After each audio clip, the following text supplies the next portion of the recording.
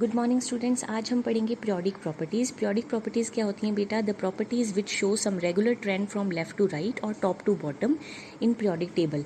वो प्रॉपर्टीज़ जो regular trend show करती हैं, ऊपर से नीचे जाओ आप पीरियोडिक टेबल में या लेफ्ट से राइट जाओ आप पीरियोडिक टेबल में। ऊपर से नीचे आप ग्रुप में जाते हो, लेफ्ट से राइट आप पीरियड में जाते हो।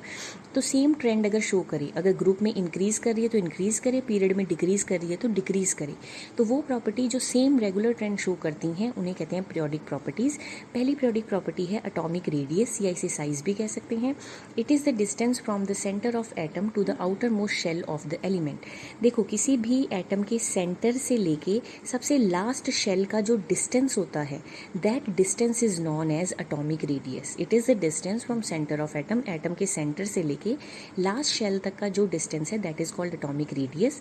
लेकिन ये पॉसिबल नहीं होता कि हम एग्जैक्ट वैल्यू एटॉमिक रेडियस की निकाल सकें, क्योंकि किसी एटम को आइसोलेट करना ही पॉसिबल नहीं। सबसे पहले तो किसी एटम को सेपरेट करना पॉसिबल नहीं, उसकी बाउंड्री बनाना पॉसिबल नहीं। जब तक आपके पास एक एग्जैक्ट बाउंड्री नहीं होगी तो आपके पास एग्जैक्ट वैल्यू नहीं आएगी।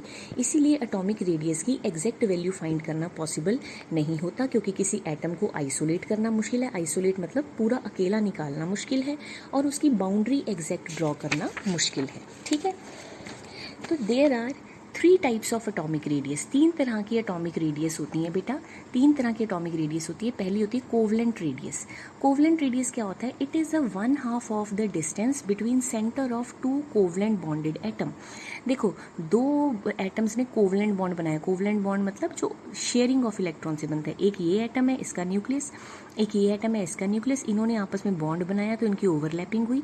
अब इन दोनों के सेंटर का जो डिस्टेंस है उनका half, it is 1/2 of the distance between centre of 2 covalently bonded atom.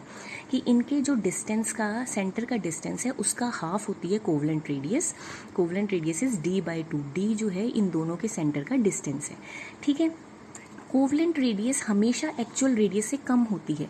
जो भी एक्चुअल रेडियस होगी, जैसे क्लोरीन की कोवलेंट रेडियस है 99, लेकिन जो क्लोरीन की एक्चुअल रेडियस है वो 99 से ज़्यादा होगी। मतलब कोवलेंट रेडियस एक्चुअल रेडियस से हमेशा कम होती है, क्योंकि यहाँ ओवरलैपिंग के कारण कुछ स्पेस लॉस हो जाता है। ठीक है, क्योंकि कोवलेंट बॉन्ड ओवरलैपिंग से बनेगा और ओवरलैपिंग से कुछ स्पेस लॉस हो गया होगा, इसीलिए इसकी वैल्यू एक्चुअल रेडियस से कम आएगी। ठीक है, सेकेंड होती है बेटा वन डर वाल रेडियस। वन डर वाल रेडियस क्या होती है? It is 1/2 of the distance between 2 nearest atom of the 2 adjacent molecule. देखो, 2 अलग अलग मॉलिक्यूल हैं, उन्होंने कोवलेंट बॉन्ड बनाया है। ठीक है, कहता कि उनमें से जो 2 पास वाले एडजेसेंट मॉलिक्यूल, मतलब जो पास वाले मॉलिक्यूल हैं, उनके सेंटर के डिस्टेंस का हाफ। ठीक है, कि 2 नियरेस्ट एटम ने जो है बॉन्ड बनाया, कोवलेंट बॉन्ड बनाया हुआ है, लेकिन उनमें से जो 2 पास वाले एटम्स हैं उनके डिस्टेंस का हाफ इज़ वन डर वाल रेडियस।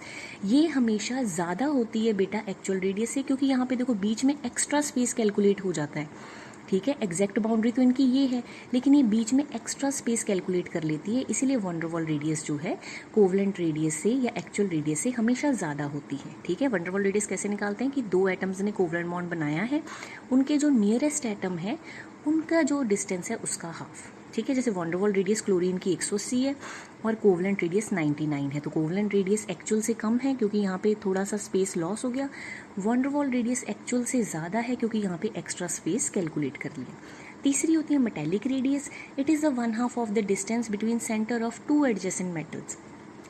ठीक है, 2 मेटल्स ने बेटा बॉन्ड बनाया है, उनके जो है डिस्टेंस का जो हाफ है, that is metallic radius. 2 metals के एटम्स ने बॉन्ड बनाया और उनके डिस्टेंस का हाफ इज मेटेलिक रेडियस। आप इसको ऐसे भी ड्रॉ कर सकते हो, आप इसको ऐसे भी ड्रॉ कर सकते हो कि इनके 2 का सेंटर का हाफ, डिस्टेंस का हाफ, कुछ भी कर सकते हो। तो सबसे ज़्यादा वैल्यू होती है वन डर वाल रेडियस की, फिर मेटेलिक रेडियस की और फिर कोवलेंट रेडियस की, क्योंकि वन डर वाल रेडियस में एक्स्ट्रा स्पेस कैलकुलेट करते हैं, कोवलेंट रेडियस में लॉस हो जाता है स्पेस, मेटेलिक रेडियस में कुछ लॉस नहीं होता, तो इसकी बीच में वैल्यू होती है।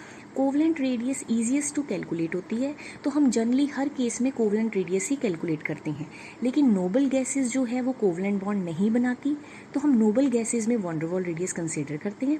बाकी सब में हम बेटा कोवलेंट रेडियस ही कैलकुलेट करते हैं, जितने भी नॉन एलिमेंट हैं पीरियोडिक टेबल के। ठीक है बेटा, तो ये मैं नोट सेंड कर देती हूँ, आप एक बार पढ़ लेना। Okay, thank you.